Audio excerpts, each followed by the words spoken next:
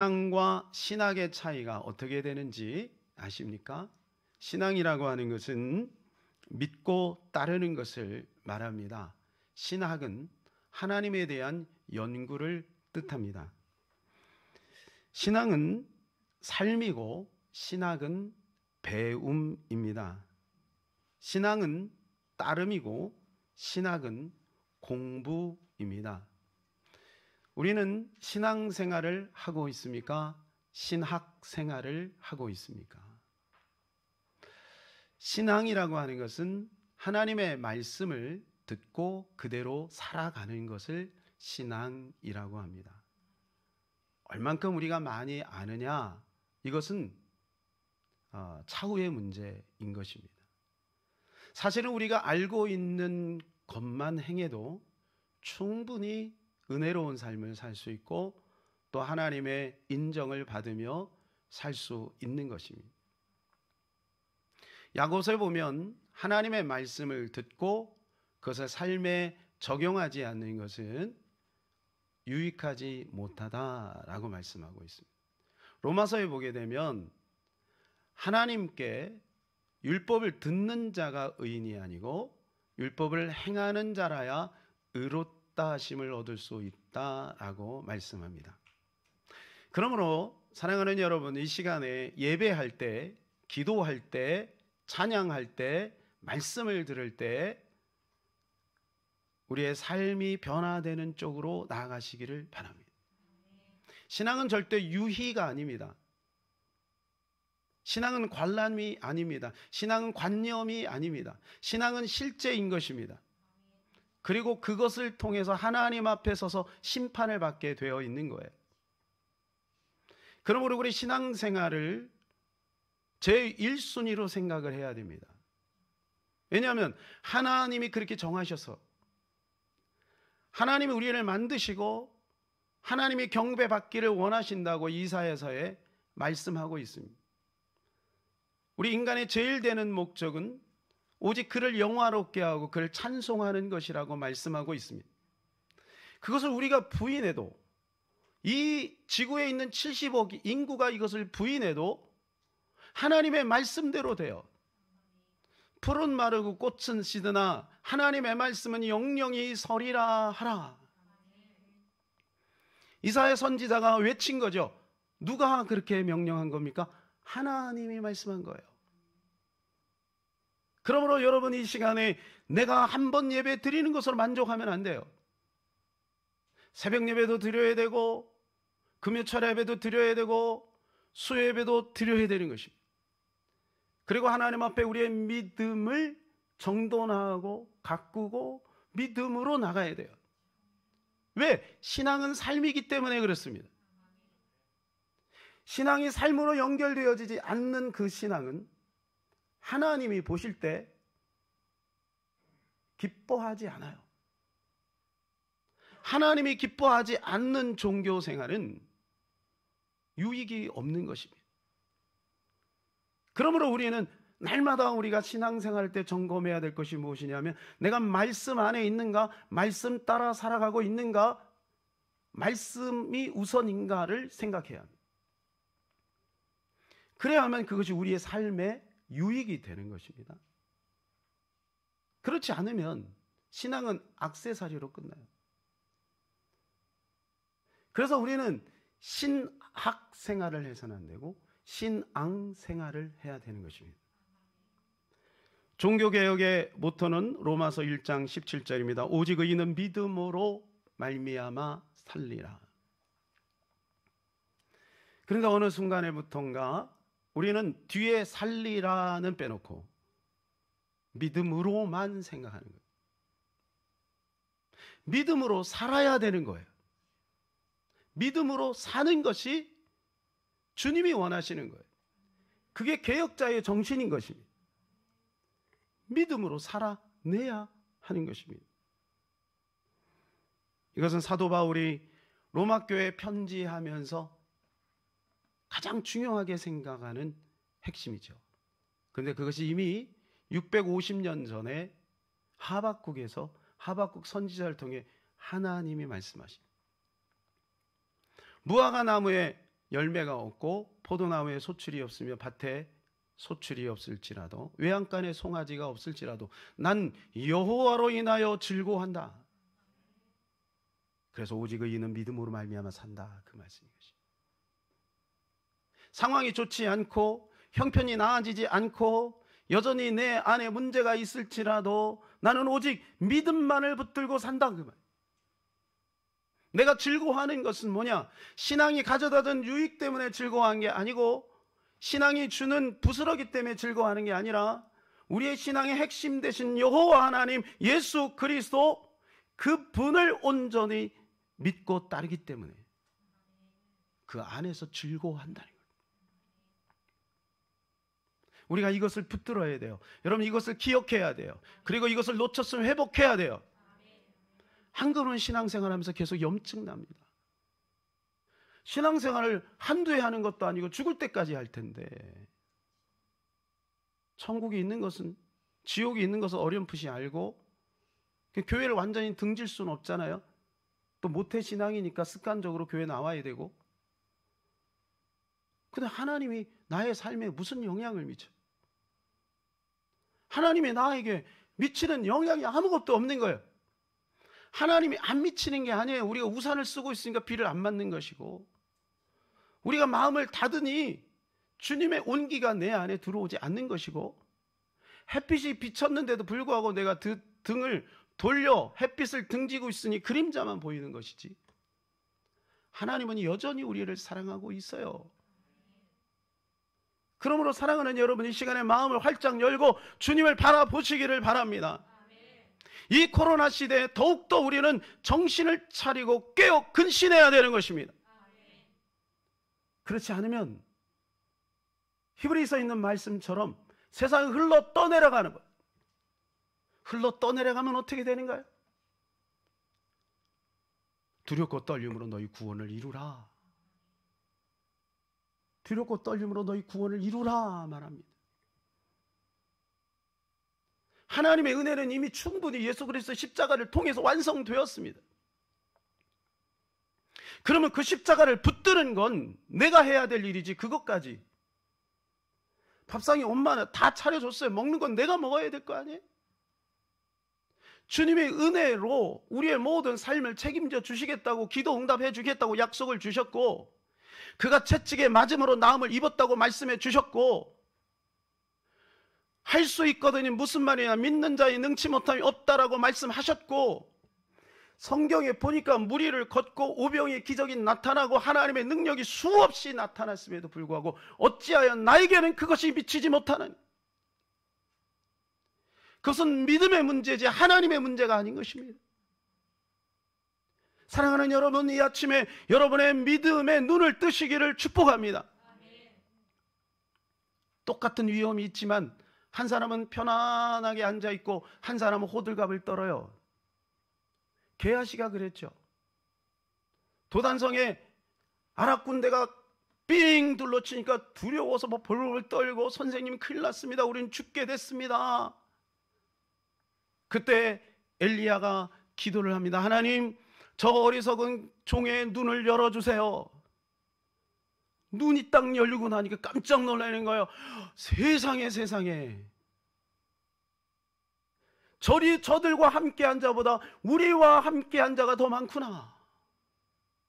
사랑하는 여러분, 눈을 열고 나면 기적은 상식이 되는 것입니다. 눈을 열고 나면 여러분 앞에 있는 모든 문제는 한순간에 사라지게 되는 것입니다. 빛과 어둠은 항상 공존하는 거예요.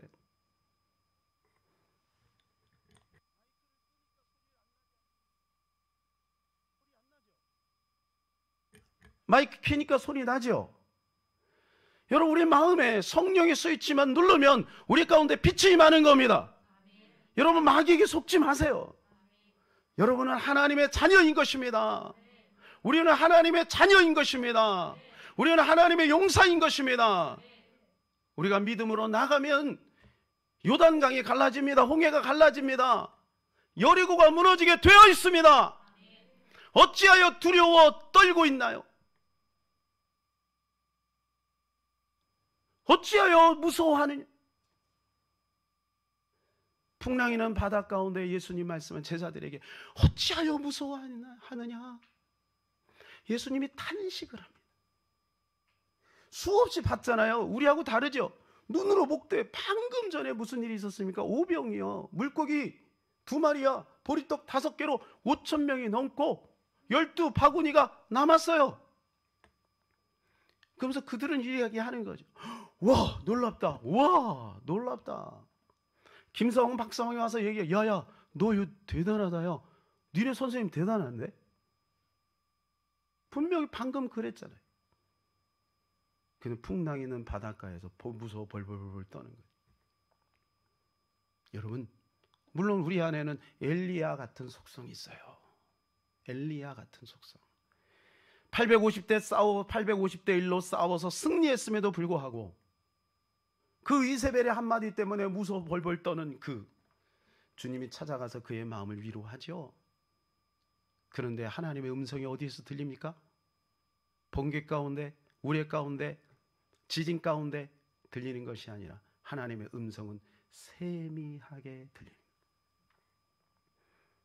사랑하는 여러분, 이 시간에 마이크를 통해서 전달되어지는 세미한 음성을 들으시기를 예수님의 이름으로 축복합니다. 믿음을 회복해야 될 이유는 뭐냐? 나의 삶의 활력을 갖기 위한 거예요. 너를 위하여 방주를 만들라. 우리가 믿음을 가지면 주님이 물론 기뻐하시죠. 주님이 너무 행복해 하시죠. 왜요? 하나님의 자녀들이 믿음으로 사니까. 그러나 우리가 믿음을 가져야 될 이유는 누군가가 요구하기 때문이 아니라, 성경이 말하기 때문이 아니라 우리가 살기 위한 거예요. 이 코로나 시대에 우리가 살아야 되지 않겠습니까? 주저앉아 있고 우울해 있고 낙심해 있고 세상에 눌려 있고 두려움과 염려 속에 빠져 있는 세상을 향하여 하나님이 살아계심을 선포해야 되지 않겠습니까? 우리조차 얼굴에 내천자 그리고 근심, 걱정, 염려로 얼굴이 어두워져 있으면 옆집에 있는 사람들이 저분 교회 권사님이라고 하는데 나하고 별로 다른 게 없네. 교회 다녀도 소용이 없네. 이렇게 되지 않겠습니까? 사랑하는 여러분, 이 아침에 믿음을 회복하시기를 예수님의 이름으로 축복합니다. 하나님은 죽은 자를 살리시는 거예요.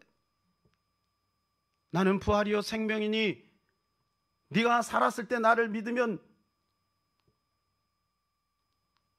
영원히 산다고 말씀하셨습니다. 사랑하는 여러분, 이 시간에 살아계신 예수 그리스도를 믿으시기를 바랍니다.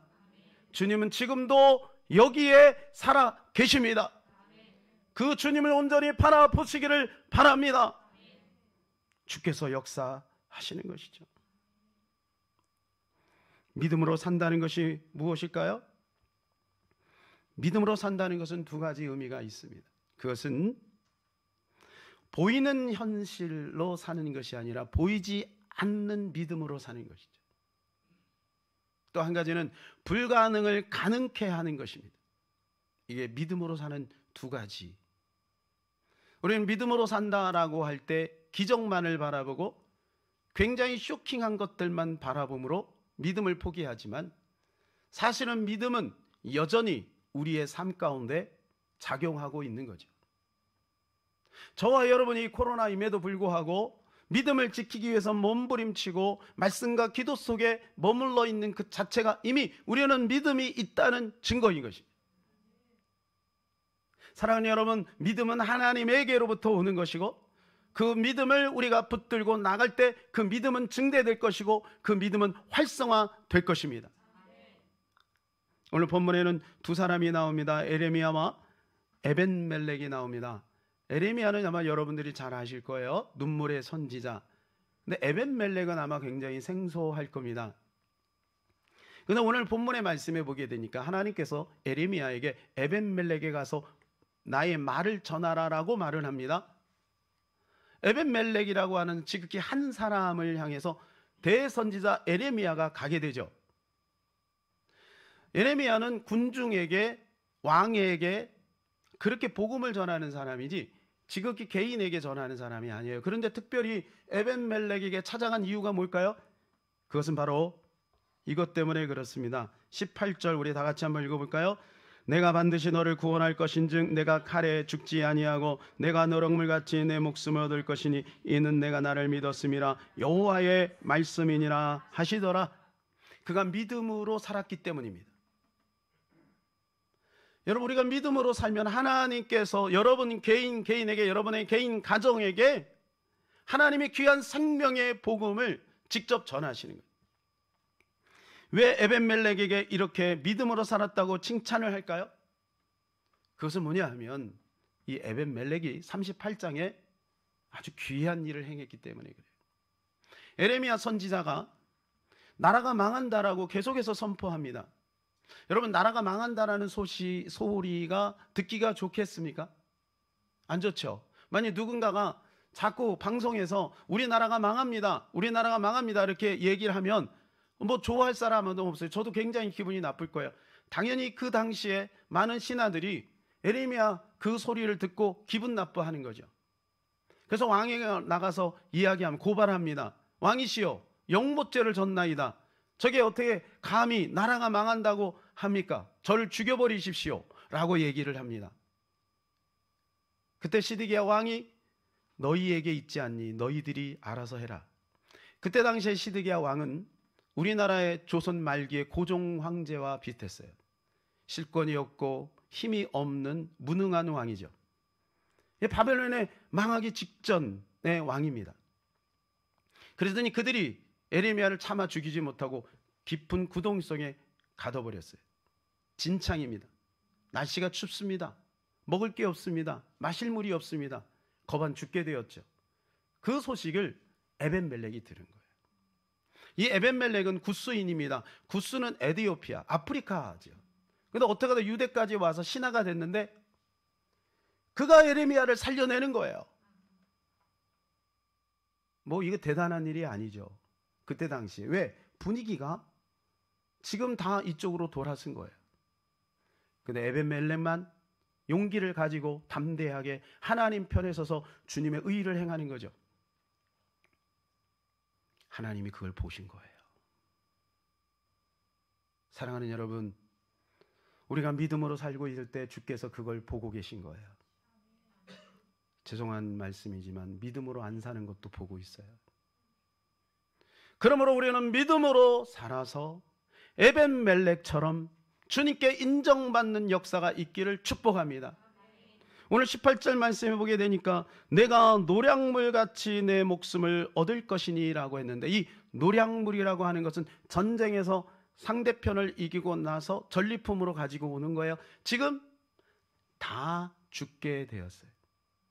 다 죽게 되었는데 에벤멜렉만 살려주겠다는 거예요. 이게 하나님의 특별한 에벤멜렉을 향한 사랑인 거예요.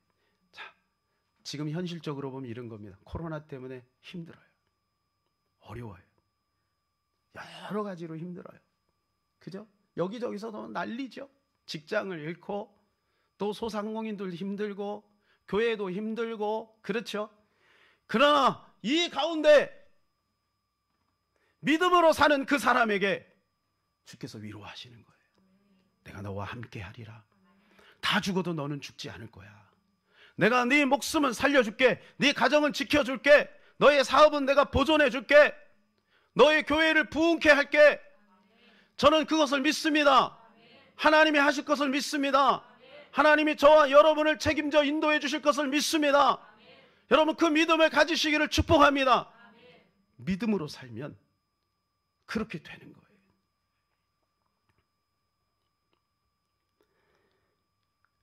결국은 어떻게 예레미야 예언대로 돼요.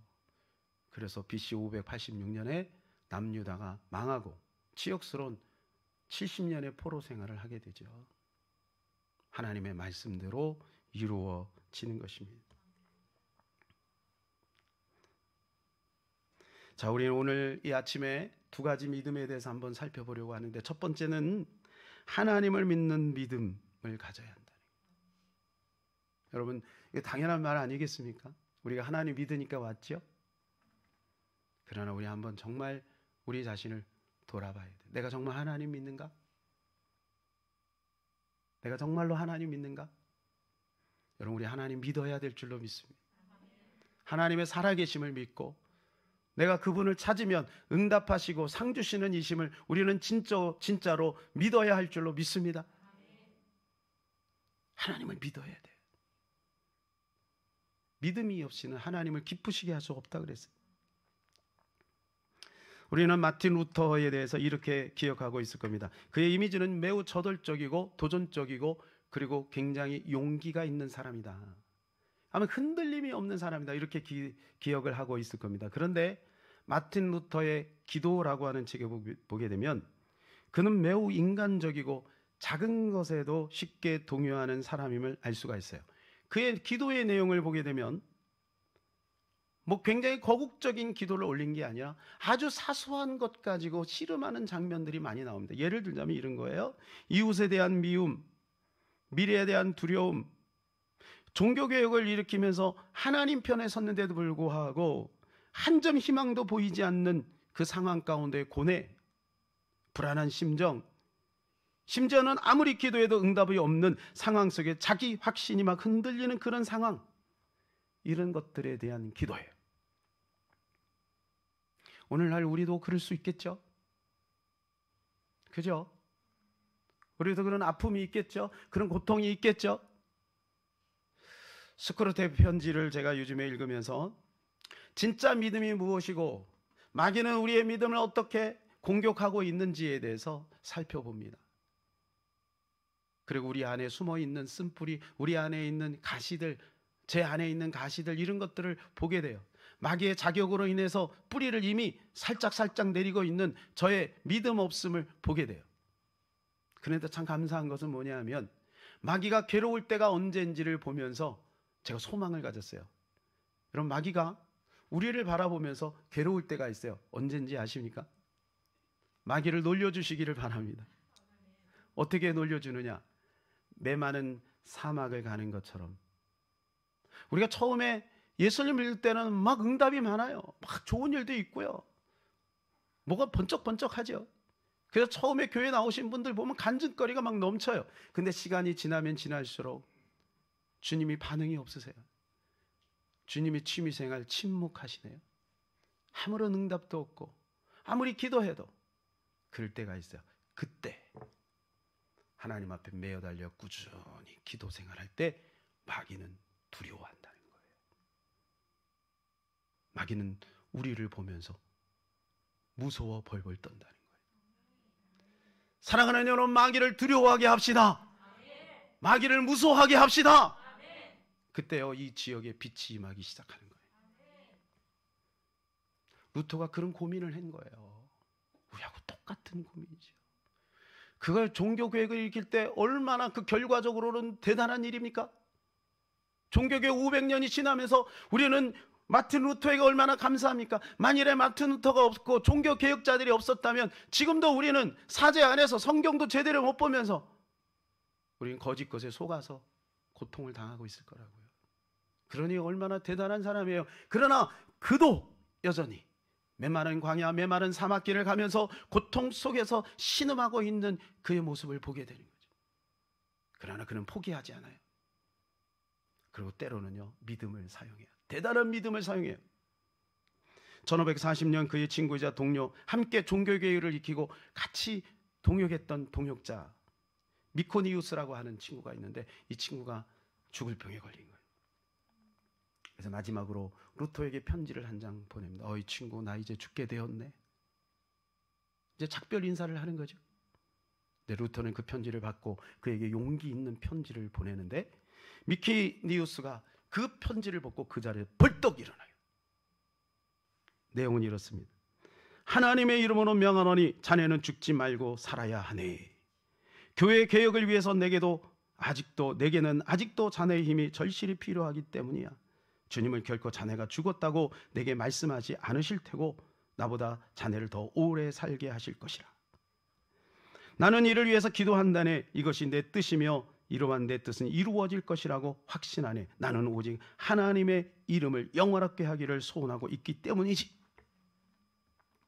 이 편지, 여러분 오늘 시리하고 낙심하고 절망한 사람들에게 이렇게 선포했으면 좋겠어요.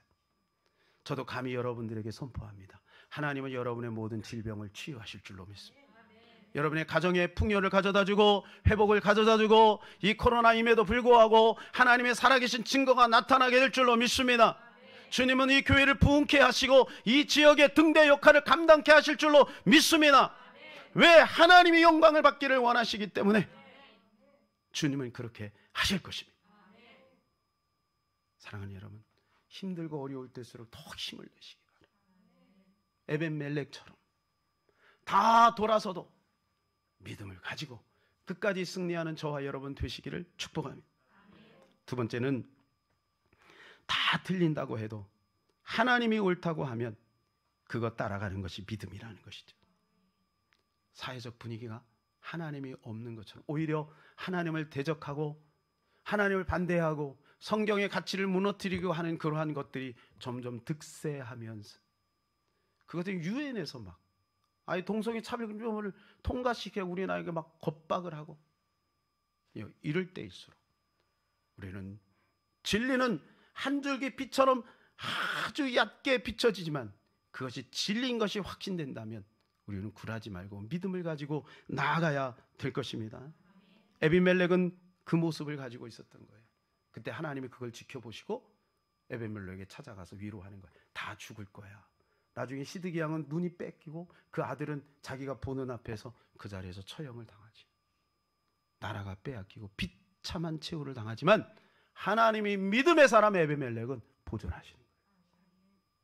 나 혼자 잘 먹고 잘 살다 그게 아니잖아요. 믿음으로 사는 자, 코로나 시대임에도 불구하고 하나님이 책임져 주시고 인도해 주심을 여러분 믿으시기를 바랍니다.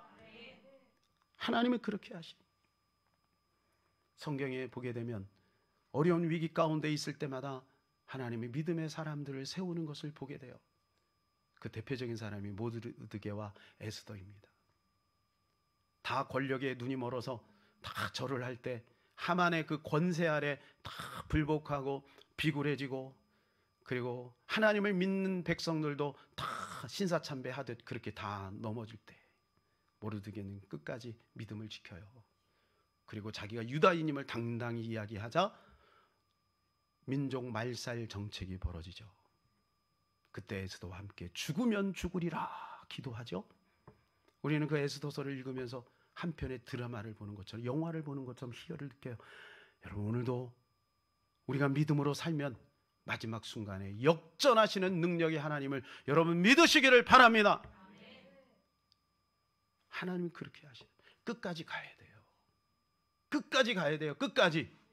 끝까지 가면 끝까지 가는 자가 승리하게 되어 있어요. 그래서 계시록에 누가 천국에 가느냐? 이기는 자가 가리라. 7교회 다 공통점이 뭐냐면 이기는 자는 이것을 받으리라. 이기는 자는 이것을 받으리라. 믿음은 이기는 것입니다. 믿음은 관념이 아니에요. 내가 얼마나 성경을 많이 알고 얼마나 성경을 많이 암송하고 그것이 믿음이 아니에요.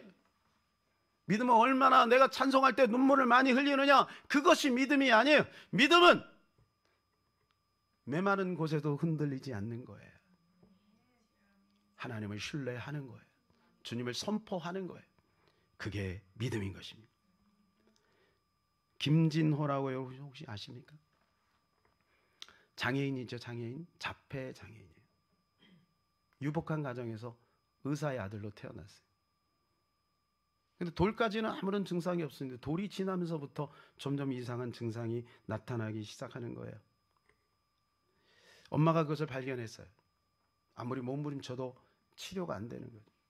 나중엔 장애인으로 완전히 이제 판정이 됐어요. 그럼에도 불구하고 일반 학교를 이제 보냈는데 30 며칠 만에 권고 퇴학을 당해요. 엄마가 마음이 얼마나 힘들었겠습니까? 얼마나 마음이 무너졌겠습니까? 사람들은 이야기합니다. 이제 끝났다. 그냥 잘 먹고 잘 살 수 있도록만 도와줘라. 주변의 모든 친척들이 그렇게 얘기를 해요. 그러나 이 어머니는, 이 유현경 씨는 흔들리지 않아요. 하나님을 믿는 거죠. 주님 앞에 매어 달리는 거예요. 주님의 마음에 주시는 감동을 따라 그를 지도하는데 그가 좋아하는 것이 무엇인지를 하나하나 찾아봅니다. 근데 수영의 소질을 가지고 있는 것을 발견했어요. 야, 이가 수영을 좋아하는 거야. 잘하는 게 아니라 좋아하는 거야. 그래서 그쪽으로 계속해서 반복해서 연습을 시키는 거예요.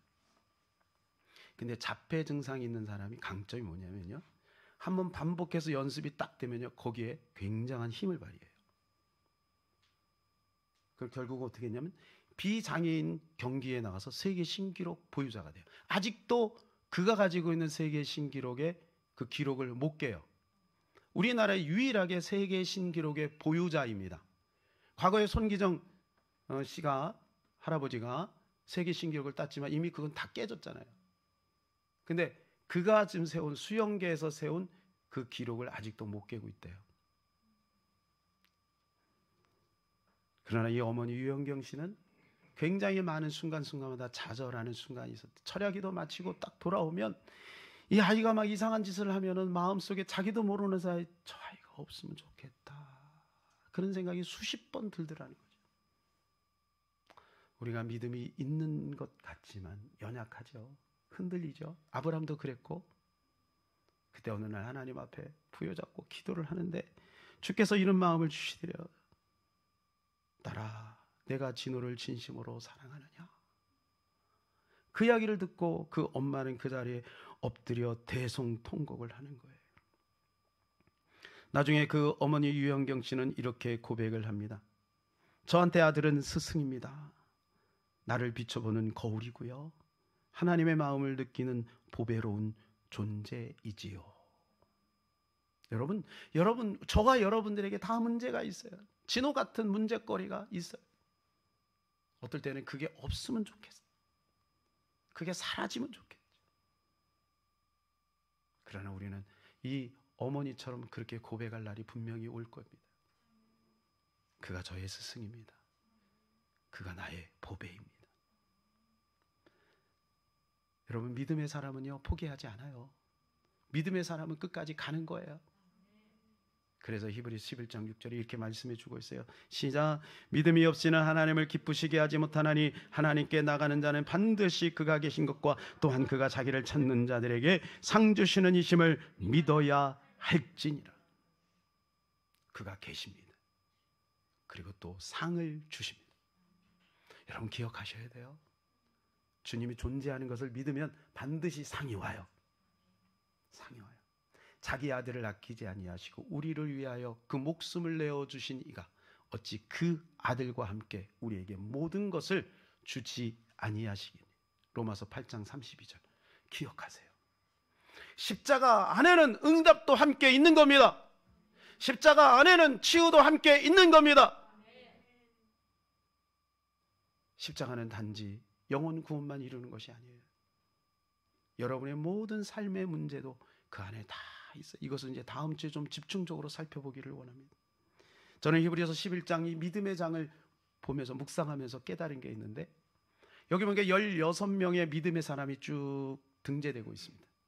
그런데 16명만 있는 게 아니더라고요. 36절에 보니까 어떤 이들은, 저는 이 어떤 이들이 우리가 되기를 축복합니다.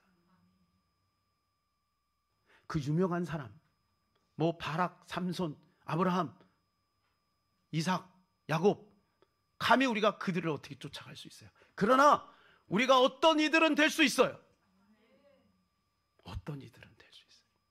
그런데 그들의 믿음의 결론이 무엇이냐? 39절에서 40절인데요. 같이 한번 읽읍시다. 이 사람들은 다 믿음으로 말미암아 증거를 받았으나 약속된 것을 받지 못하였으니 이는 하나님이 우리를 위하여 더 좋은 것을 예비하셨은즉 우리가 아니면 그들로 온전함을 이루지 못하게 하려 하심이라. 여러분, 이 말씀을 보게 되면 이런 말씀이에요. 여기 등재되어 있는 16명 구약에 있는 사람들이에요. 그들에겐 증거는 있었으나 약속은 없었다는 거예요. 그런데 너희에게는 증거도 있고 약속도 있다는 거죠. 그럼 그 약속이 무엇인가? 12장에 보면 예수 그리스도로 나옵니다. 그 약속이 바로 예수 그리스도예요. 그들은 삶의 증거는 있었어요. 그러나 약속은 없었어요. 근데 우리에게는 약속도 있고 증거도 있어요. 여러분, 그러므로 우리는 믿음을 활용해야 됩니다. 예수 그리스도를 바라봐야 합니다. 예수님 안에 소망이 있습니다. 어제나 오늘이나 영원토록 동일하신 분이 예수님이십니다. 마귀는 이야기할 거예요. 아니야, 너 해봤는데 안 되잖아. 그러나 속지 마세요. 예수 그리스도는 어제나 오늘 영원토록 동일하세요. 지금도 살아계세요. 그가 부활하셔서 확실한 증거를 우리에게 보여주셨어요. 그가 부활하셨다는 것은 모든 것이라는 것입니다. 그 안에 모든 것이 있다는 것입니다. 사랑하는 여러분, 오늘 하나님이 살아계시고 예수 그리스도가 살아계시고 저와 여러분 안에 계시며 이 자리에 계시며 우리를 책임져 인도해 주실 것을 믿으시기를 축복합니다. 우리 같이 찬양하고 기도하겠습니다. 무화과 나무의 잎이 마르고 같이 한번 찬양합니다.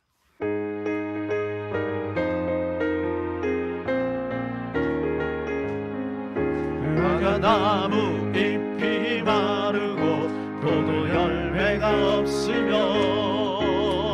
감람나무 열매 그치고 논밭에 식물이 없어도 우리의 양떼가 없으며 외양간 송아지 없어도 난 여호와로 즐거워하리 난 여호와로 즐거워하리 난 구원의 하나님을 인해 기뻐하리. 우리 한 번 더 합시다. 무화과 나무 잎이 마르고 포도 열매가 없으며 감람나무 열매 그치고 논밭에 식물이 없어도 우리의 양떼가 없으며 외양간 송아지 없어도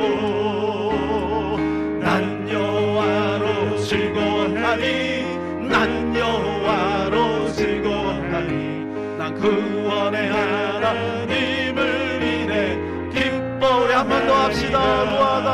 무화과 나무 잎이 마르고 포도 열매가 없으며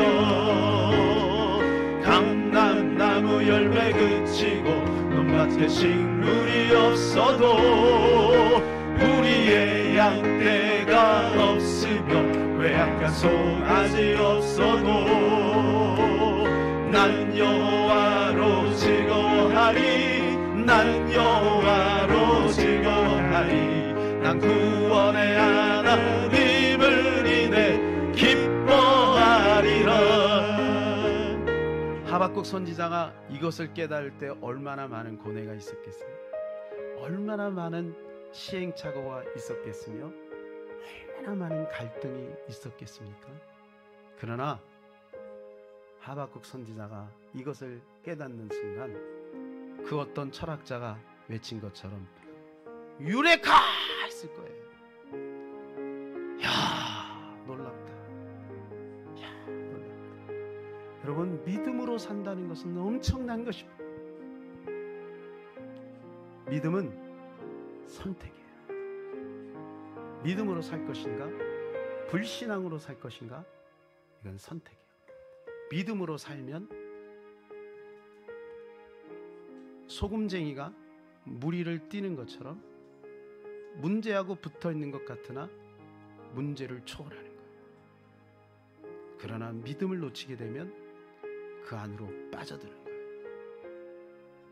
여러분 마음속에 불신앙의 세력을 제거하시기를 축복합니다. 믿음으로 살기로 결정하시기를 축복합니다. 그래야 우리가 살아요. 그것은 하나님을 위해서 그런 게 아니에요. 나를 위한 거예요. 우리 가정을 위한 거예요. 부모님이 믿음을 잃어버리면 자녀들도 시들어버립니다. 여러분 믿음을 가져야 될 줄로 믿습니다. 이 시간 우리 같이 말씀 붙들고 하나님 내가 믿음으로 살기를 원합니다. 주여 한번 하고 기도하겠습니다. 주여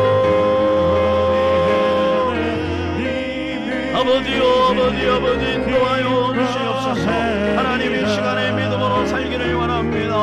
하나님 아버지 이제 하나님 아버지 에비멜렉이 믿음을 가지고 산 것처럼 우리도 그렇게 믿음으로 살기를 원합니다. 하나님 믿음의 사람이 되기를 원합니다. 믿음으로 달려가기를 원합니다. 믿음으로 승리하기를 원합니다. 주여 우리에게 한 성도들이 믿음을 적용할 수 있도록 도와주시옵소서. 하나님 아버지 오늘도 그 어떤 어려움이 있어도 낙심하지 말고 좌절하지 말고 믿음 가지고 승리할 수 있도록 주여 도와주시옵소서. 주님, 오늘도 역사하심을 믿습니다. 오늘도 증거를 주심을 믿습니다. 오늘도 주님을 찬양합니다. 오늘도 주의 이름을 높입니다. 오늘도 하나님의 역사가 나타날 것을 믿습니다. 하나님의 기름 부으심이 이 자리에 있음을 믿습니다. 우리 귀한 성도들의 모든 삶을 인도해 주실 것을 믿습니다. 주여 도와주시옵시고, 하나님이 아버지 하박국 선지자가 깨달은 것처럼 그 믿음을 우리도 깨달을 수 있도록 도와주시옵소서. 주님의 영광이 임하길 주로 믿습니다. 감사를 드리며 주님의 이름으로 기도합니다. 하나님, 보이는 것에 의하여 하나님 우리가 흔들리지 않기를 소원합니다. 보이지 않는 믿음으로 강직해지기를 소원합니다. 흔들리지 않게 하시고 믿음의 뿌리를 깊게 내릴 수 있는 우리가 될 수 있도록 도와주시옵소서. 우리 사랑하는 귀한 성도들의 삶의 여정 가운데 코로나로 인하여 여러 가지 문제로 인하여 낙심하고 좌절하지 말고 주님을 온전히 바라보면서 있는 자리에 또는 하나님 앞에 나와서 무릎 꿇고 간절히 기도함으로 하나님의 역사를 경험할 수 있도록 주여 도와주시옵소서. 우리 주 예수 그리스도의 이름으로 기도하옵나이다. 아멘.